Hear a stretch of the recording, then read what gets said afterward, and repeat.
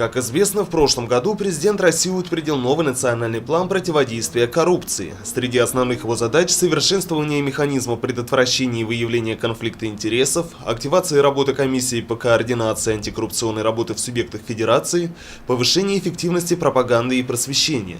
Для решения этих задач в прошлом году внесены изменения в ряд республиканских законов.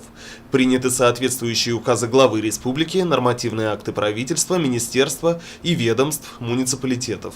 Согласно плану, в Сибае систематически проводится заседание антикоррупционной комиссии с анализом и оценкой результатов работы по противодействию коррупции. У нас работа по противодействию коррупции ведется в соответствии с программой противодействия коррупции на 16-17 годы. Она утверждена постановлением главы города от 27 мая 2016 года номер 977 и планом мероприятий по противодействию коррупции на 16-17 годы, который утвержден распоряжением главы администрации тоже от 27 мая 2016 года номер 313.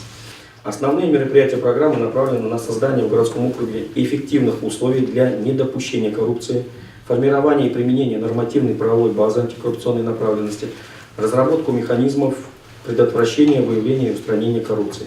В прошлом году по Сибаю выявлено около 40 фактов коррупции, с начала 2017-го уже в районе 20. На сайте администрации города проводился специальный опрос. Как показали ответы голосовавших, большинство горожан с коррупцией не сталкивались. Среди причин же такого явления они видят человеческую жадность, несовершенство законодательства и низкий уровень правовой грамотности. Больше всего обращений с заявлениями о вымогательстве денег поступает в правоохранительные органы.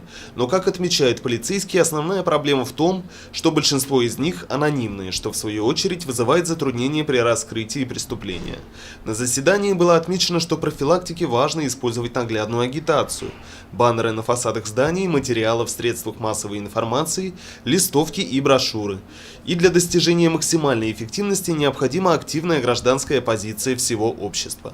Ринат Музафаров, Айгуль Хамитова, Радмир Асингулов, Гульгина Раскильдина, телекомпания СТВ.